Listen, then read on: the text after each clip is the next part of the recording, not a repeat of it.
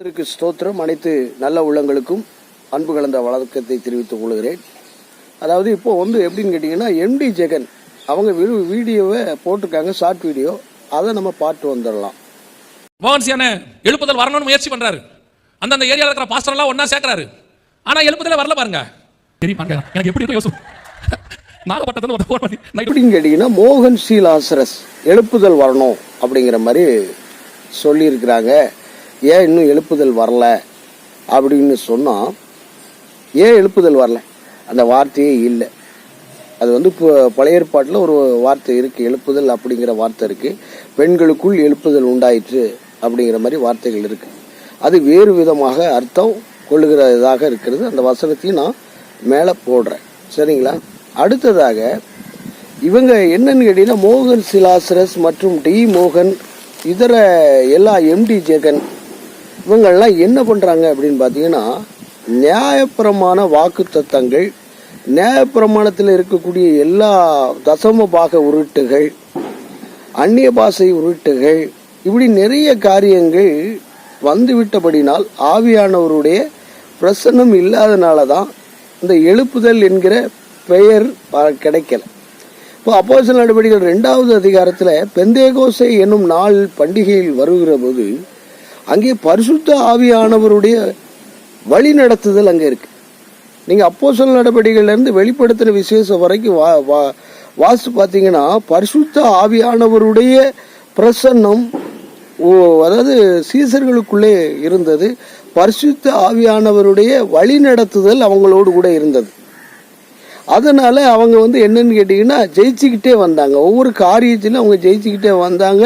சபைகளில் 3000 பேர் ரட்சிக்கப்பட்டாங்க. அநேகர் ரட்சிக்கப்படும்படியாக ஆவியானவருடைய அசைவாடுதல் இருந்தது.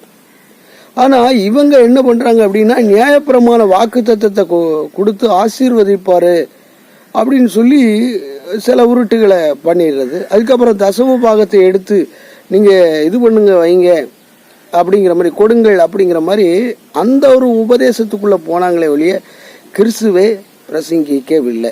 இயேசு நல்லவர், அவர் நமக்காக தான் ஜீவனை கொடுத்தார் அப்படின்னு சொல்றாங்களே ஒழிய கிறிஸ்துவின் பிரசங்கத்தை பண்ணவே இல்லை. அவருடைய உபதேசத்தை கை கொள்ளும்படி யாரும் போதிக்கல. அதுதான் உண்மை. அப்படி இருக்கிற சமயத்தில் எப்படி எழுப்புதல் என்கிற காரியம் வரும்? எழுப்புதல் எப்படி வரும்? அதாவது கலாத்திற்கு எழுதிய நிருபம் 2வது அதிகாரம் 21வது வசனம் இப்படியாக சொல்கிறது, நான் தேவனுடைய கிருபையை விருதாவாக்குறதில்லை, நீதியானது நியாய பிரமாணத்தினாலே வருமானால் கிறிஸ்து மரித்தது வீணாயிருக்குமே அப்படின்னு. நியாயப்பிரமாண வாக்கு தத்தங்கள் நியாயப்பிரமாண பிரகாரப்படி நம்ம பண்ணோம் அப்படின்னு சொன்னா இயேசு கிறிஸ்து மரித்தது வீணாயிருக்குமே. அப்போ நம்ம என்ன சொல்றோம்? உபதேசத்தின் ஊடாக இந்த வாக்கு தத்தங்கள் எல்லாம் சொல்லுகிறதுக்கு ஊடாக கிறிஸ்துவை மறுதலிக்கிறோம். அப்போ ஆவியானவர் அங்க எப்படி பிரசன்ஸ் ஆவார்? ஆக மாட்டார்ல. அதே மாதிரி அந்நிய பாஷையில் பேசுங்கள் அப்படின்னு சபைகளில் சொல்லுவதும் எத்தகைய ஒரு காரியம், கதை காரியம் அப்படிங்கிறது தெரியல. அதே போல எம்டி ஜெகன், நீங்க வசனத்தை உருட்டுகிறீர்கள்.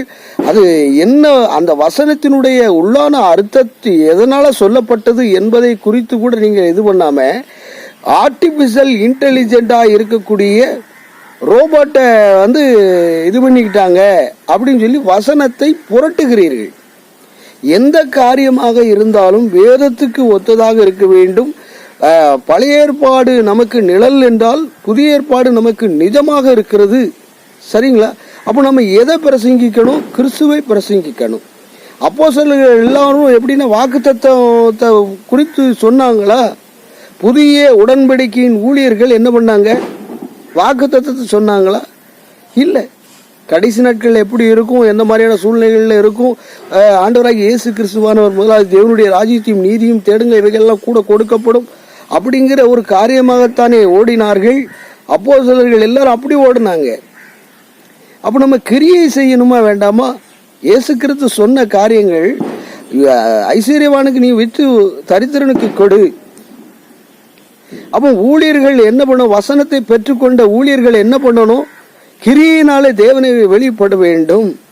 நான் ஊழியம் செய்கிறேன் அப்படின்னு சொன்னால் நான் அந்த காணிக்கையை பூராத்தி எடுத்து ஏன் பைக்கில் போடக்கூடாது.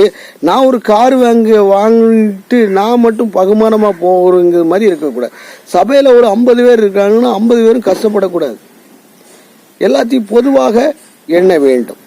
அப்போது எழுப்புதல் உண்டாகும். அந்த சபைக்கு போனால் கஷ்டங்கள் கடன்கள் எல்லாம் அப்படியே இது பண்ணி அடைத்து எல்லா விதமான நற்கிரியிலும் அவங்க செய்கிறாங்க அப்படின்னு சொல்லி இந்துக்கள் பார்ப்பாங்க. அப்போ உலகத்திற்கு நாம் உப்பாக இருக்க வேண்டும். உலகத்திற்கு நாம் வெளிச்சம் தருகிறவர்களாய் இருந்தால் ஒழிய எழுப்புதல் என்கிற காரியம் வராது. நீங்கள் சொல்லுகிற எழுப்புதல் வரவே வராது. அப்போ ஆவியானவருடைய செயல்பாட்டுக்கு நாம் ஒப்பு கொடுக்க வேண்டும். புரிதுங்களா இல்லையா? நீங்கள் நியாயப்பிரமாண வாக்குத்தத்தத்தை போட்டால் எப்படி இதாகும்? அடுத்ததாக இன்னொரு வீடியோவில் எப்படின்னு கேட்டிங்கன்னா, அவர் அந்தி கிறிஸ்துனா யாரு அப்படின்னு சொல்லி ஒருத்தர் கேட்டாராம். அந்தி கிறிஸ்துன்னா யாரு? இது ஒரு நக்கலான பேச்சு. அந்தி கிறிஸ்து ஒரு பிரம்மாண்டமாக ஒரு சினிமாட்டிக் கதை வில்லனை போல சித்தரிப்பது எந்த வகையான நியாயம்? எம்டி ஜெகன் அவர்களே, எந்த காரியமும் பாருங்க. தன்னை வணங்க சொன்ன ரோம சாம்ராஜ்யத்தினுடைய கலிகுலா மற்றும் இதர மன்னர்கள் எல்லாம் என்ன பண்ணாங்க? என்னை வணங்கும்படி ரொம்ப ப்ரொசீட் பண்ணாங்க. அது ஒரு 1000 வருஷ காலம் அந்த ரோம பேரரசு ரொம்ப பயங்கரமாக தன்னை முழுமையாக கிறிஸ்தவர்கள் எல்லாம் அடக்குமுறை பண்ணாங்க. அங்கே உள்ள மக்களை புறாச்சும் மனுஷனை வணங்கும்படி அவங்கள சிலையாக்கி, அதாவது ராஜாக்களுடைய சிலையை உண்டாக்கி வணங்கும்படி துன்புறுத்தினாங்க. பட் ஸ்டில் இன்னைக்கு என்னன்னு கேட்டீங்கன்னா, அந்த ரோம பேரரசினுடைய ஆட்சி அழிந்து போனது. அங்கே ஆண்டவருடைய சபை உண்டானது. புரியுதுங்களா? ரோம்ல சபை நிறுவி இருக்கு. எங்கே அடிக்கப்பட்டோமோ, எங்கே நொறுக்கப்பட்டோமோ அங்கே சபையை ஏற்படுத்தினார். அந்த சாம்ராஜ்யமே இல்லாமல் போனது. தடம் தெரியாமல் ரோம பேரரசு சுத்தமா வலிச்சு நக்கிட்டு போன மாதிரி போயிட்டு. அப்போ ஆண்டவருடைய பிரசன்னம் எப்படி இருக்கணும்? அந்த காலத்துல கிறிஸ்துவை பிரசங்கித்தாங்க, வைராக்கியமாக இருந்தாங்க. உயிர் கொடுப்பதற்கு கூட சாட்சி, இரத்த சாட்சியாக மரிப்பதற்கு கூட ஆள் இருந்தார்கள். அதனூடாக பயணித்ததினால் ஆவியானவர் மிகவும் பலமாக இருந்தார். ஆனா இந்த காலத்துல நீங்க எப்படி பண்றீங்க? ஒரு வெள்ளம் வந்துட்டா ஓட அப்படியே வீட்டுக்குள்ளே இருந்துக்கிறீங்க. எல்லா காரியங்களிலும் புறஜாதிக்கு நாம உப்பா இருக்கணும். உப்பு எதனால சாரமாக்கப்படும்? புரியுதுங்களா? அப்போ சாரமற்ற உப்பா நாம இருக்கக்கூடாது. உலகத்துக்கு பிரயோஜனம் தருகிற உப்பாக, உலகத்துக்கு வெளிச்சம் தருகிற காரியமாகத்தானே நாம் ஓட வேண்டும். ஒன்னு வாக்கு தத்துவத்தை பிடிச்சிக்கிறாங்க, அந்நிய பாஷையில பிடிச்சிக்கிறாங்க, தசம்பாக உருட்டு, இப்படி ஏகப்பட்ட காரியங்கள், ட்ரினிட்டி, இதிலே தான் ஓடுறமே ஒழிய எழுப்புதல் எப்படி வரும்? பிரஜாதிக்குள்ள எப்படி எழுப்புதல் வரும்? கிறிஸ்தவத்துக்குள்ள ஒரு எழுப்புதல் வந்திருக்கு. எப்படின்னா, எல்லாரும் பைபிளை வாசிக்க ஆரம்பிச்சிருக்கிறாங்க. பைபிளை வாசிக்க ஆரம்பிச்சு உங்களெல்லாம் நூதன புரட்டர் அப்படின்னு சொல்லிட்டு எம்டி ஜெகன் உங்களெல்லாம் வேத புரட்டன்னு கணிச்சுக்கிட்டாங்க. மோகன் சிலாசரஸ் உங்களையும் அப்படித்தான். அப்புறம் மறுபடியும் இந்த பணப்பிரியனா இருக்கக்கூடிய ஒரு பேர் டக்குன்னு வர முடியாது, மீசை இல்லாத பால் தினகரன், உங்களெல்லாம் அப்படி தான் அந்த கேட்டகரிஸில் தான் மக்கள் வச்சுருக்காங்க. அப்போ எந்த அளவுக்கு எழுப்புதல் வரும்? நீங்களே உங்களை மடிய வைக்கல, எல்லாத்துக்கும் கஷ்டமான காரியங்களுக்கெல்லாம் வரமாட்டேங்கிறீங்க.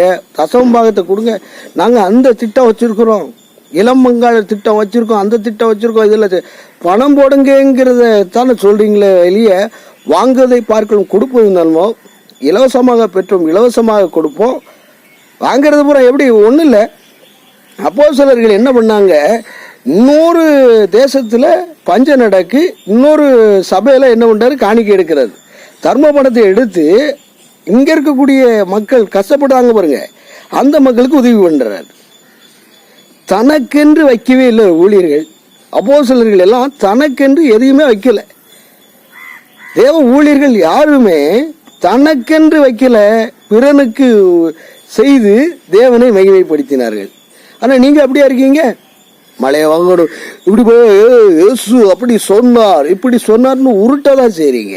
தீர்க்க தரிசனம் சொல்லி உருட்டுறீங்க. இது எப்படி? 2023 தென் தமிழகத்தில் மழை பெய்யும்னு நீங்க சொன்னீங்களா? தீர்க்க தரிசியாக இருந்தால் உங்களுக்கு சொல்லியிருப்பார்ல, ஆண்டவரே சென்னையில மழை பெய்யும், உஷாரா இருக்கணும் அப்படின்னு சொல்லி கவர்மெண்ட்டுக்கு ஒரு உத்தரவு கொடுக்கலாம்ல.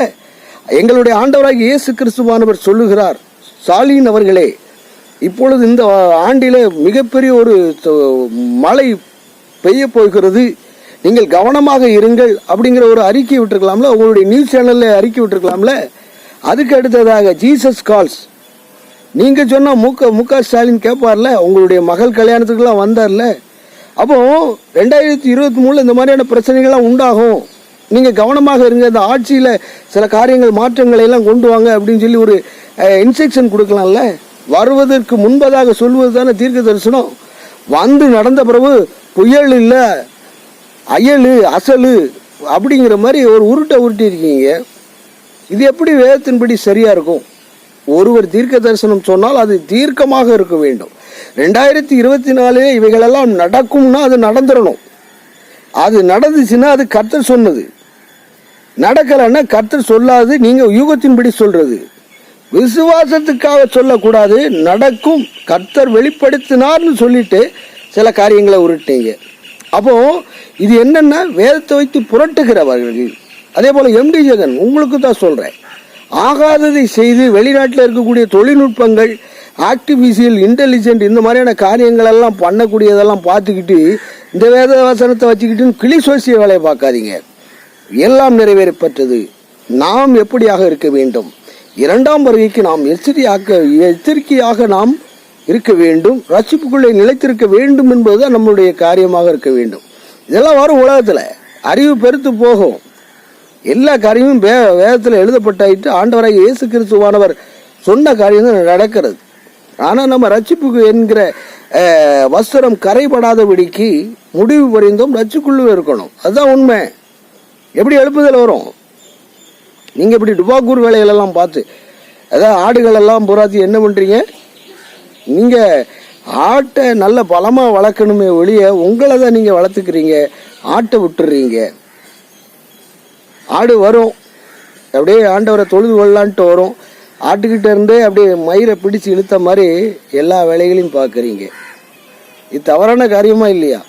முன் உதாரணமாக இருக்க வேண்டியவர்கள் முன்னுக்கு பின் மாதிரி இருக்கிறாங்க. இதுதான் உண்மை. பிரியமானவர்களே, நாம சங்கீதக்காரனாகி தாவீது சொல்ற போல வேதத்தில் நாம பிரியமா இருந்து வேத வாக்கியங்களை ஆராய்ந்து பார்த்து நலமானவைகளை பிடித்து ஆண்டவருக்குள்ளே நாம் வழிநடத்தி அவரோடு நாம பயணிப்போம். போதகனை நம்பாதீங்க, ஆண்டவருடைய போதகத்தை மட்டுமே நம்புங்க. இயேசு ஒருவரே தான் நல்லவர். அதே போல என்னகிட்ட நான் சொல்றது என்னன்னா, என்னை ஒருவன் கெட்டவன் என்று சொல்வானானால் அவன் நல்லவனாக இருந்தால் மாத்திரமே கெட்டவன் என்று சொல்ல முடியும்.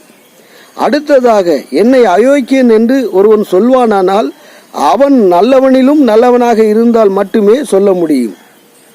இங்கே யார் நல்லவர்கள், யார் புனிதர்கள், யார் பரிசுத்தவான்கள்? உங்களையே நிதானித்து கொண்டு பிறனை நீங்கள் சொல்வீர்கள் என்று சொல்லி தேவனுடைய நாமம் மகிமைப்படும்படி வேதத்தின்படி வாழ நீங்களும் உங்களுடைய குடும்பத்தார் அனைவரும் அப்படியே நடவுங்கள். கர்த்தருக்கு ஸ்தோத்திரம்.